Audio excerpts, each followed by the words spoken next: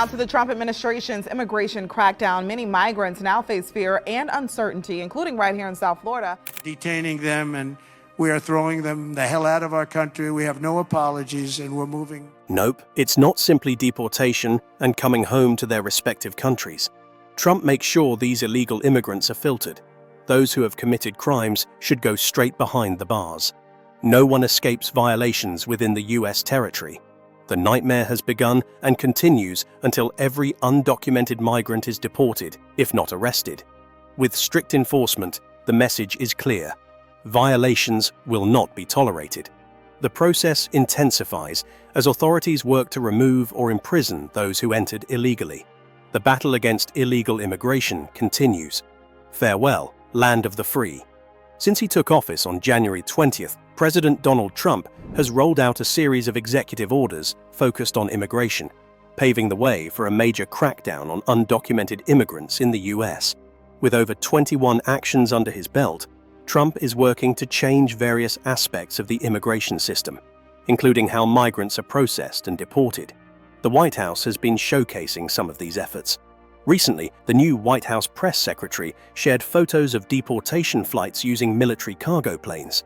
While Trump has promised mass deportations and extensive arrests, it's still unclear how much of his plan is actually being implemented.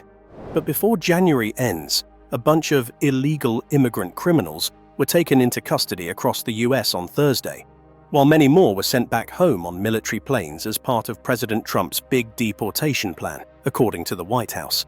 In the first week, White House Press Secretary Karoline Leavitt shared on X that the Trump administration had taken action against 538 illegal immigrant criminals. This group included a suspected 4 members of the Tren Aragua gang and several individuals with convictions for crimes against minors. Tren Aragua, a notorious gang that originated in Venezuela, has been making its way into the U.S. and has become a hot topic in the presidential race. Who were arrested particularly? U.S. Immigration and Customs Enforcement, or IC, is all about targeting non-citizens who have broken the law and others who haven't followed our immigration rules. The officers, drawing on their training and experience, use their judgment to prioritize enforcement on individuals that could be a risk to national security, public safety, or border security. This includes non-citizens who have been ordered to leave the country. If there are cases that could lead to federal criminal charges, they get sent to the right U.S. Attorney's Office. Out of those 538 arrests, 373 had prior criminal records, while 165 were only in violation of immigration laws, as per information from a senior administration official. Additionally, 1,041 individuals were either removed or sent back to their home countries, according to the same records. Among the arrests was a 23-year-old from Ecuador who had been convicted of rape, caught in Buffalo. Another Buffalo arrest involved a Dominican man previously convicted of ongoing sexual conduct with a child. In San Francisco, ICE apprehended a man who had been sentenced to 12 years for continuous sexual abuse of a child aged 14 or younger. Of course, a lot of supporters and the public would be glad about these child predators and sex criminals who were finally convicted. Being an illegal migrant is one thing, but to be that and offender is another story. An equal number of sexual offenders are these illegal migrants involved in. Marcos is shivering as he pulls his hoodie tighter around him, trying to hide from the cold. Just a year ago, at 16, he was forced into a in Michoacán, Mexico. He and his family escaped with nothing but the clothes they were wearing. While running an errand, armed men surrounded him and threatened to kill his family if he didn't get into their truck. He was held captive with other young people, pushed into cartel violence, until he managed to escape thanks to a gang member who took pity on him. Now, he's at a migrant shelter in Tijuana, hoping to get asylum in the US. But he's worried that Trump's immigration policies have ruined his chances. "I just hope they look at each case individually," he says, "and that maybe Mr. Trump will have a change of heart." Trump's recent policies, which he signed after returning to office, are focused on cutting down illegal immigration, labeling cartels as terrorist groups, and allowing military action and deportations. Pastor Albert Rivera, who runs a migrant shelter, finds this approach puzzling. If they're escaping from terrorists, their claims for asylum should be even stronger. Supporters of Trump, like Paula Witzel from the San Diego County Republican Party, are in favor of these measures, claiming they help keep the system from being overwhelmed by migrants. She argues that the policies are aimed at criminals, not at immigrants. But for those stuck in Mexico with valid asylum claims, Trump's orders have serious repercussions. At the Chaparral crossing in Tijuana, 60 migrants, including families, were turned away and couldn't present their cases. The CBP One app, which was meant to help with asylum applications under Biden, was shut down, leaving no legal way to enter. Aurelia, who has been living near the border with her son, who has epilepsy for 7 months, was hoping for medical help in the US. Now, with no asylum process available, she feels she has no choice but to return home and put her faith in God. "We have to go back," she says, and despite being told to wait, she's already packed her bags.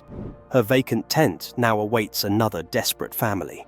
"It's unjust," she says tearfully. "Mexico takes back its people, but the US refuses ours. I just hope God moves him, Trump. So many families are like ours." A defense official mentioned that there were 2 flights that took off overnight, both heading to Guatemala, as per 2 sources. A Guatemalan migration official reported that 3 flights landed.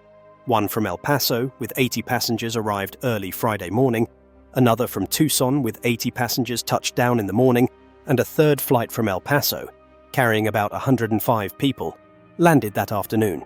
Levitt mentioned that the Trump administration deported hundreds of illegal immigrant criminals using military planes, marking the largest deportation operation in history. When President Trump arrived in Asheville, North Carolina, to assess the damage from Hurricane Helene last year, he was asked about these flights. He responded to reporters saying, "Deportation is going really well. We're getting rid of the bad, hard criminals."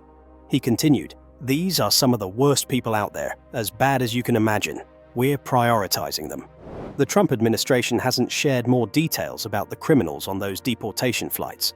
According to 3 officials, the decision to use military aircraft for deportations was made during the Trump administration, not under Biden. These flights are part of the actions announced by the acting Secretary of Defense after Trump's executive order to increase military presence at the border. Trump had promised to tackle illegal immigration during his campaign and kicked off his second term this week with a series of executive actions aimed at revamping the US immigration system.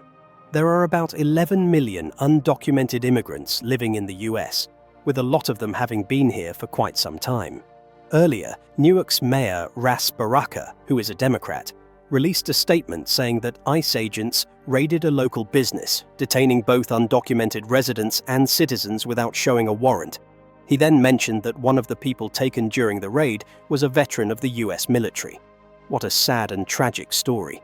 Colombian President Gustavo Petro slammed the decision, saying that the US can't treat Colombian migrants like criminals, and insisted they deserve to be treated with dignity. Still, the Colombian government seemed to back down after the Trump administration hinted at economic consequences, like punitive tariffs. Trump has also brought back and broadened the expedited deportation of undocumented migrants, a policy he had during his first term that Biden had rolled back. Previously, expedited removals were limited to areas within 100 miles of US borders and only applied to those who didn't seek asylum or couldn't make a solid case. With Trump's new rules, these removals can happen anywhere in the US, targeting undocumented migrants who can't prove they've lived in the country for over 2 years. But deportations aren't just a Trump thing. Deportations have been happening since the past administrations. But the news is explosive when Trump strongly emphasizes and reinforces it. Biden has also been deporting people, with 271,000 immigrants sent back to 192 countries in fiscal year 2024. Over his 4 years, Biden has overseen 1.5 million deportations, which is pretty close to what Trump did in his first term, according to the Migration Policy Institute. However, that number is still lower than the 2.9 million deportations during Barack Obama's first term. The law and some complications. Recently, President Trump is shaking things up with his plan to kick his immigration policies into high gear. He's eyeing an old wartime law, the 1798 Alien Enemies Act, to deport immigrants suspected of gang ties without the usual court rigmarole. This could seriously speed up deportations, even impacting folks who haven't faced charges. Trump, back in the Oval Office, has directed military and immigration officials to gear up by February 3rd to use this law, which was last dusted off during World War II, to intern people of Japanese, German, and Italian descent. It's a controversial move that's likely to hit legal snags, but could bypass normal legal protections to fast-track deportations. The president, a Republican, stormed back into the White House, vowing to boot out millions of undocumented immigrants, blaming a surge in illegal immigration on his predecessor, Democrat Joe Biden. He's been busy signing orders left and right, shifting military resources and empowering immigration officers to arrest folks in previously safe spots like schools and hospitals. Not everyone's a fan, though, especially civil and immigrant rights advocates. While Trump's taking bold steps, he's still up against snarled immigration courts, where asylum cases can drag on for years. He's pushed for expedited removal for recent arrivals who can still claim asylum, but it's limited to those who've been in the US for less than 2 years. Using the Alien Enemies Act, Trump aims to deal with what he sees as an invasion or predatory incursion.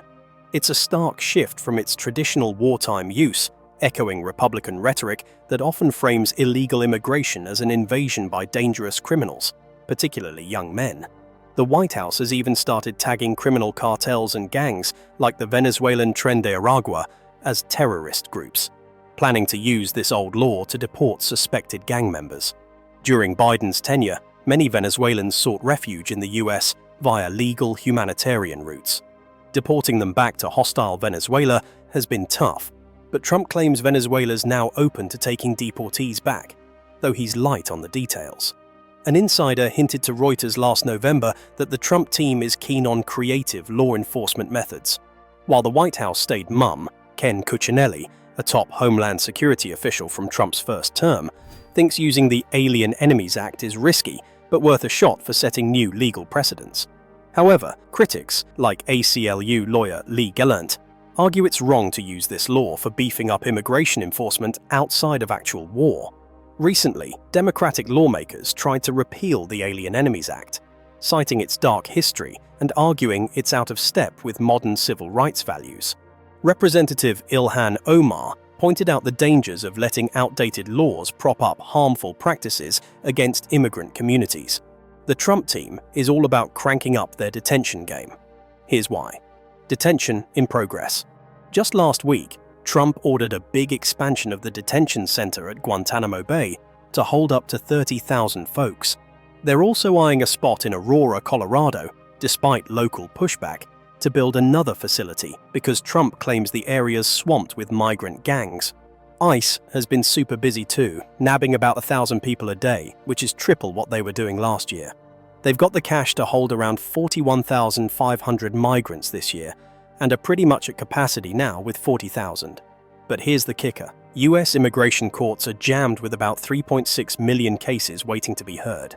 Former ICE boss under Obama, John Sandweg, threw in his 2 cents, saying, "Unless he finds a way to bypass the immigration courts, mass deportation is impossible. But if the Alien Enemies Act is enacted, mass deportation could become feasible." Despite his hardcore rep, Trump actually deported fewer people in his first term than Obama did.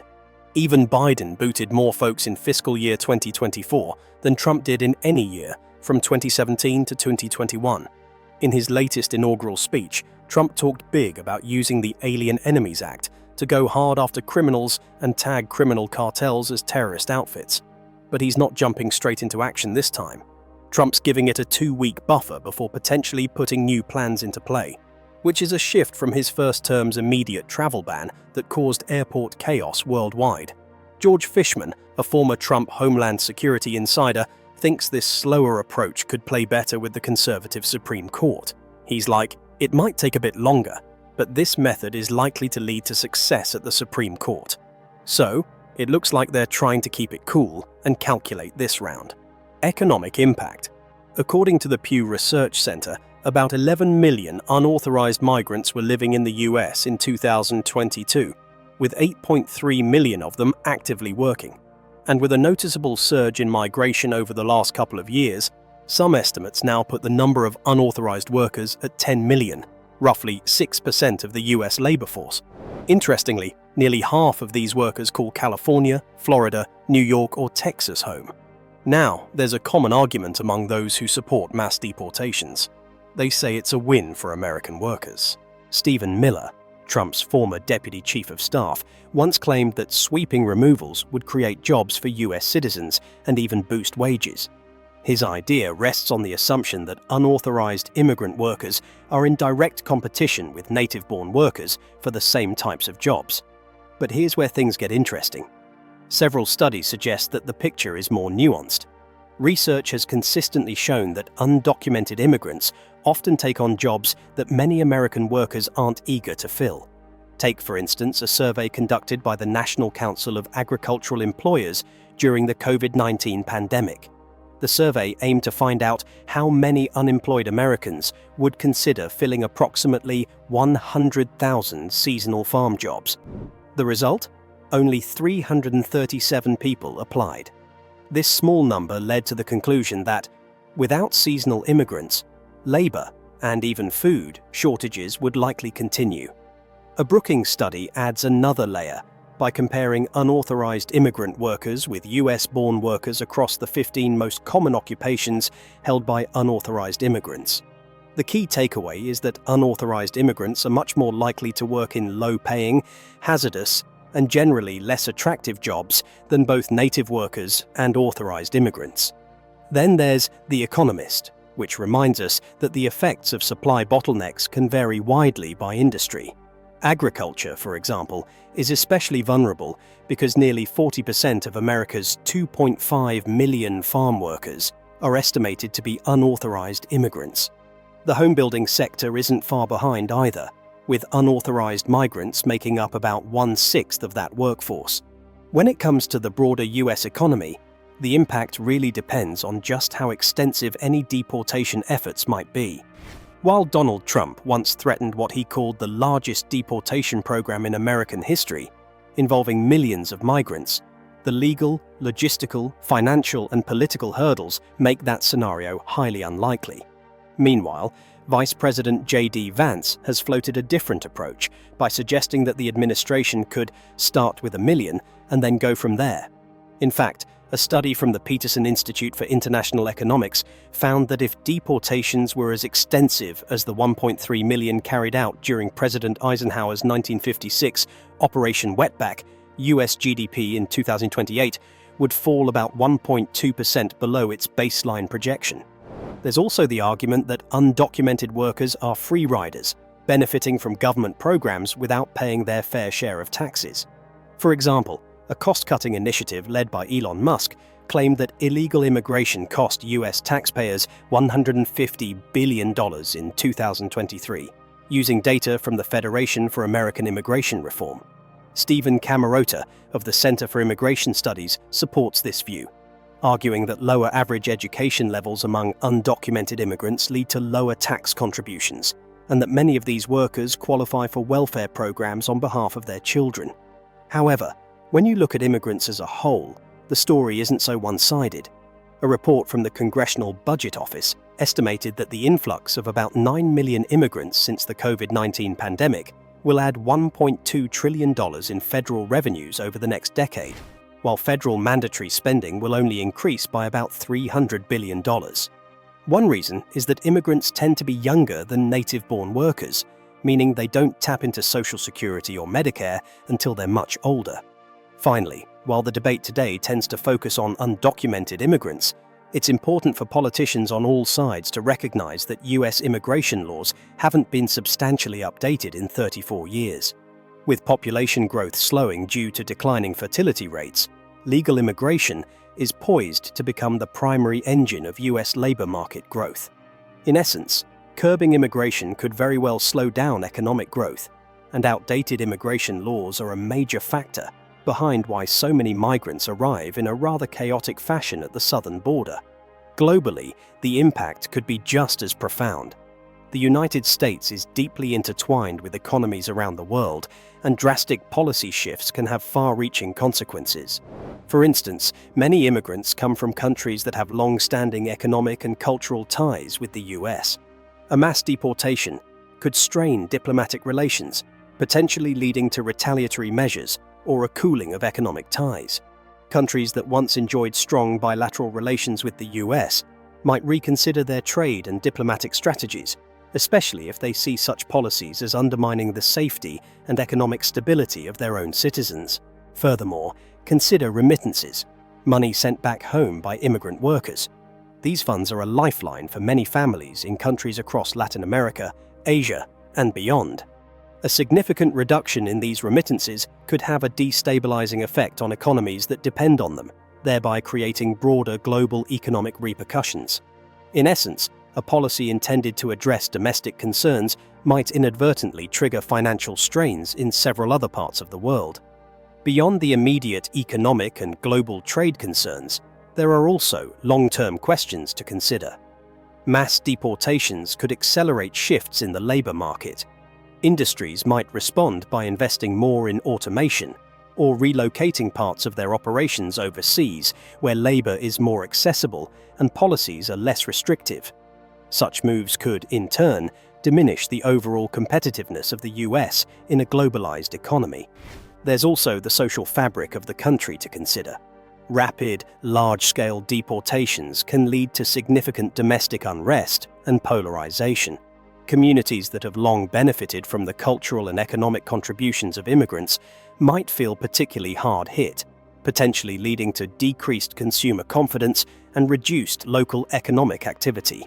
In a global context, the US's reputation as a land of opportunity and a bastion of open society might be tarnished, affecting everything from tourism to international student enrollments. A mass deportation policy under the administration led by President Trump would likely set off a complex chain reaction, affecting not only domestic industries and consumer markets, but also altering the global economic landscape. As with most major policy shifts, the key would be in understanding and managing the delicate balance between national interests and the interconnected global economy. When you look at a modern map, the US-Mexico border might seem like a clearly defined, almost rigid line. But historically, it wasn't always that clear-cut. Let's look at the history of this controversial border. The Mexico-US border history. In fact, before formalized immigration laws came into being, people moved freely across what is now an international boundary. After the Mexican-American War and the signing of the Treaty of Guadalupe Hidalgo, vast territories were redrawn. Suddenly, communities that had lived, traded, and even intermarried without much fuss found themselves split by a new national frontier. Back then, the concept of illegal movement wasn't even on the radar. People crossed for work, family ties, or simply because that was home. In many ways, the border was a cultural and economic meeting point rather than a barrier. However, as nations began to assert sovereignty and establish formal policies, that fluidity began to change. Fast forward a few decades, and you'll see how the tides of history pushed migration in new directions. The Mexican Revolution, roughly 1910 to 1920, is one prime example. As turmoil and violence gripped Mexico, thousands of people fled northward in search of safety and stability. This wasn't illegal in the way we think of it today. It was survival. People didn't pack their bags because they fancied a change of scenery. They left because staying meant risking their lives. Economic opportunities have always played a starring role in these movements. During the early and mid-20th century, the United States experienced industrial booms that demanded a ready workforce. Programs like the Bracero program, initiated in the 40s, brought millions of Mexican laborers to the US on temporary work contracts. Even though the program was legal and regulated, it also sowed the seeds for what would later be seen as illegal migration. When legal avenues became restricted or didn't meet the demand for labor, many found themselves taking unofficial and riskier routes to the US. So, when did crossing the border outside legal channels really become a hot-button issue? One turning point came in the 50s with operations like Operation Wetback. This program, initiated in 1954, was aimed at repatriating undocumented immigrants. At its heart was a growing belief that migration should be controlled, and when it wasn't, it needed to be forcibly regulated. Such efforts marked the beginning of an era where unauthorized crossings were met with increasingly stringent enforcement. The 60s and 70s brought more changes. US immigration laws started to tighten, partly in response to social and political pressures, and partly as a reaction to the new realities of global migration. Legal avenues shrank even as the economic allure of America, its promise of jobs, safety, and opportunity, continued to draw people from across the border. As legal paths narrowed, the illegal or undocumented movement naturally picked up steam. No deep dive into this history would be complete without mentioning the Immigration Reform and Control Act, IRCA, of 1986. This piece of legislation was something of a double-edged sword. On one side, it offered amnesty to millions of undocumented immigrants who had already made the US their home, recognizing that many had established lives, families, and communities. On the other side, it sought to curb future illegal entries by tightening border enforcement and increasing penalties for employers who knowingly hired undocumented workers. IRCA was significant because it symbolized the United States' attempt to manage a problem that was both humanitarian and political. The idea was to legalize those already present while simultaneously deterring new illegal crossings. Yet the complex realities on the ground meant that many migrants continued to risk dangerous journeys, often relying on smugglers and crossing treacherous terrain. As we move into the 90s and early 2000s, you can see a noticeable shift. With events like the attacks on national security became a major driver of policy. Suddenly, the border wasn't just about economic migration. It was also framed as a front line in the fight against terrorism. Increased funding for border patrol, advanced surveillance technologies, and even physical barriers began to dot the landscape. This era witnessed the evolution of the border into what many now describe as fortified. Supporters argued that tougher measures were necessary to secure national safety and uphold the rule of law, while critics contended that these policies often hurt those simply seeking a better life and created humanitarian crises. Fast forward to today, and the story is as complex as ever. On one hand, US policy continues to evolve with debates over border walls, technological surveillance, and changing asylum policies.